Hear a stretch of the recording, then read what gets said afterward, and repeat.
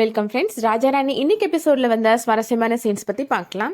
சரவணன் சிவகாமிட்ட சொல்றாரு, உங்க பேச்சை மீறி சந்தியா போனதை நினைச்சு நீங்க வருத்தப்படாதீங்கம்மா, உண்மையிலே ஒரு நாள் நீங்க அவங்கள புரிஞ்சுப்பீங்கம்மா அப்படின்னு சொல்றாரு.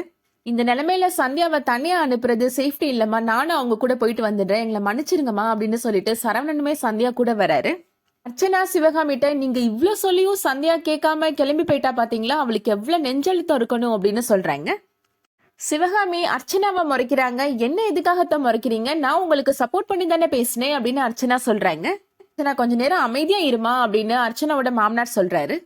சிவகாமி சொல்றாங்க, மறுபடியும் சந்தியா அங்க போக கூடாது அப்படின்றது அவங்களோட பாதுகாப்பை நினைச்சுதான் நான் சொன்னேன்றது கூட அவங்களுக்கு புரிஞ்சுக்க முடியல இல்ல அப்படின்னு சொல்றாங்க. இனிமேல் நான் என்ன பண்ண போறேன்னு பாருங்க அப்படின்னு சொல்லிட்டு போறாங்க. சரவணன் சந்தியா ரெண்டு பேருமே இப்போ கேம்ப் நடக்கிற இடத்துக்கு வராங்க. சந்தியா சரவணன்ட்ட சொல்றாங்க, ஏதோ புது ஆபீசர்ஸ்லாம் வந்திருக்கிற மாதிரி தெரியுதுங்க, நீங்க வந்து அவங்ககிட்டயும் கொஸ்டின் பண்ணுவாங்க, நீங்க போங்க நான் பாத்துக்கிறேன் அப்படின்னு சொல்றாங்க. அதான் இவ்வளவு தூரம் வந்துட்டேன்ல, வந்து விட்டுட்டே போயிடுறேன் அப்படின்னு சரவணன் சொல்றாரு.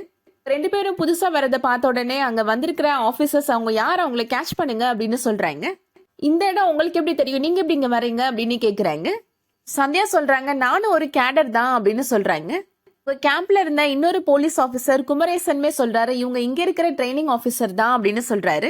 கடைசியா இங்க நடந்த ஷூட் அவுட்ல அவங்களுக்கு கையில இன்ஜுரி ஆகி மெடிக்கல் லீவ்ல இருந்தாங்க அப்படின்னு சொல்றாரு. புதுசா வந்த ஆபீசர் சொல்றாங்க, அதான் மெடிக்கல் லீவ்ல போனீங்கல்ல, மறுபடியும் எதுக்கு இங்க வந்திருக்கிறீங்க அப்படின்னு கேக்குறாரு. கூட புதுசா ஒரு ஆளையும் கூப்பிட்டு வந்திருக்கிறீங்க அப்படின்னு கேக்குறாரு. சந்தியா சொல்றாங்க, சார் நான் அதான் சொன்னேன்ல சார், நானும் இங்க ஒரு கேடர் தான், என்னை விட்டுட்டு போலான்னு என்னோட ஹஸ்பண்ட் தான் வந்திருக்கிறாரு அப்படின்னு சொல்றாங்க. அந்த புது ஆபீசர் சொல்றாரு, இவர் உங்களோட ஹஸ்பண்ட் தானே, இவர் ஒன்னும் போலீஸ் இல்லையே அப்படின்னு சொல்றாரு.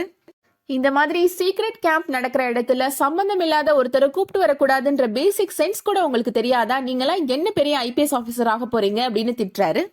தெரிஞ்சோ தெரியாமலோ நீங்க ரெண்டு பேரும் இப்போ மறுபடியும் இங்க வந்துட்டீங்க, இனிமே விசாரணை முடிகிற வரைக்கும் நீங்க ரெண்டு பேரும் இங்க இருந்து போக முடியாது அப்படின்னு சொல்லிடுறாரு. சந்தியா சொல்றாங்க, சார் நான் ஒரு முக்கியமான விஷயத்த கௌரி மேடம்கிட்ட சொல்லலான்னு தான் வந்தேன் அப்படின்னு சொல்றாங்க. இங்க என்ன நடக்குதுன்னு கூட உங்களுக்கு தெரியாதா அப்படின்னு அந்த ஆபீசர் கோபப்படுறாரு. கௌரி மேடம் தான் சில பேர் நேத்து நைட்டு கடத்திட்டாங்க அப்படின்னு சொல்றாரு. கேட்டதும் சந்தியாவுக்கு ரொம்ப ஷாக்கிங்கா இருக்கு. எல்லாரும் அலர்ட்டா தானே இருந்தீங்க, அப்புறம் எப்படி இது நடந்துச்சு அப்படின்னு கேக்குறாங்க. புதுசா வந்த போலீஸ் ஆபீசர் சொல்றாங்க, எனக்கு என்னமோ உங்க ரெண்டு பேர் மேலதான் சந்தேகமா இருக்குது, மறுபடியும் உளவு பாக்குறதுக்காக வந்திருக்கிறீங்களா அப்படின்னு கேக்குறாரு. நீங்க ரெண்டு பேரும் உங்களோட போனை சுவிட்ச் ஆஃப் பண்ணுங்க அப்படின்னு சொல்லிடுறாரு. அதுக்கப்புறமா இப்போ சரவணன் வீட்டுல நடக்கிறத காமிக்கிறாங்க. ஆதி வீட்டுல இருக்கிற எல்லாருமே கூப்பிட்டு சொல்றாரு, அண்ணனுக்கும் அன்னிக்கும் பெரிய ஆபத்து அப்படின்னு சொல்றாரு. என்ன சொல்ற, எங்களுக்கு எதுவுமே புரியல அப்படின்னு செந்தில் கேக்குறாரு. ஆதி இப்போ டிவி ஆன் பண்ணி காமிக்கிறாரு. அதுல கௌரி மேடத்தை கடத்தின விஷயத்த பத்தி சொல்றாங்க. செந்தில் சொல்றாரு, இந்த விஷயம் நடந்து முடிஞ்சதுக்கு அப்புறம் தான் சந்தியா சரவணன் ரெண்டு பேருமே அங்க போயிருப்பாங்க அப்படின்னு சொல்றாரு. ஒருவேளை அவங்க அந்த இடத்துக்கு போல அப்படின்னா அவங்கள போன் பண்ணி மறுபடியும் இங்கே வர சொல்லிடலாம் அப்படின்னு சொல்றாங்க சிவகாமி. சரவணன் சந்தியா ரெண்டு பேருக்குமே இப்போ கால் பண்ணி பாக்குறாங்க. ஆனா ரெண்டு பேரோட மொபைலுமே ஸ்விட்ச் ஆஃப் தான் வருது. ஜோதி சந்தியாட்ட சொல்றாங்க, எனக்கு என்னமோ அந்த அப்துல் மேலதான் சந்தேகமா இருக்கு அப்படின்னு சொல்றாங்க. அந்த அப்துல் டீ போட்டு கொடுத்துட்டு வந்ததுக்கு அப்புறம் தான் எல்லாருமே மயக்கம் ஆயிட்டோம், யாரோ வந்து கௌரி மேடம கடத்திட்டு போயிட்டாங்க அப்படின்னு சொல்றாங்க. போலீஸ்க்குமே இப்போ சந்தேகம் வந்து அப்துல்ல தான் விசாரிச்சுட்டு இருக்கிறாங்க. அங்க இருக்கிற போலீஸ் ஆபீசர் குமரேசன்ட்ட புதுசா வந்த போலீஸ் ஆபீசர் விசாரிக்கிறாங்க. இந்த அப்துல் ட்ரைனிங்ல எந்த மாதிரி நடந்துகிட்டாரு அப்படின்னு கேக்குறாங்க. எனக்கு தெரிஞ்ச அப்துல் ரொம்ப ஜெனியூனான ஆள் தான் அப்படின்னு சொல்றாரு அவரு. அந்த ஆபீசர் சொல்றாரு, என்னமோ நீங்க நெருங்கி பழகின மாதிரி சொல்றீங்க, கூட இருந்த ட்ரைனிங் ஆபீசர்ஸ்ட கேட்டாதான் தெரியும் அப்படின்னு சொல்றாரு. அங்க இருந்த கேடர்ல ஒருத்தர் சொல்றாரு, அப்துல் உண்மையிலே ரொம்ப திறமையான ஆளு, எப்படியாவது முதல் பரிசு ஜெயிச்சு அவங்க சொந்த ஊருக்கு போஸ்டிங் வாங்கிட்டு போகணும் அப்படின்னு தான் முயற்சி பண்ணிட்டு இருந்தாரு அப்படின்னு சொல்றாரு.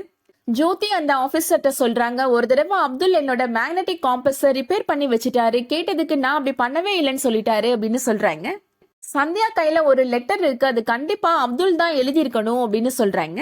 சந்தியா கையில அந்த லெட்டர் கிடைக்கிறப்ப அப்துல் மட்டும்தான் அந்த இடத்துல இருந்ததா சந்தியா சொல்லிருக்கிறாங்க அப்படின்னு சொல்றாங்க ஜோதி.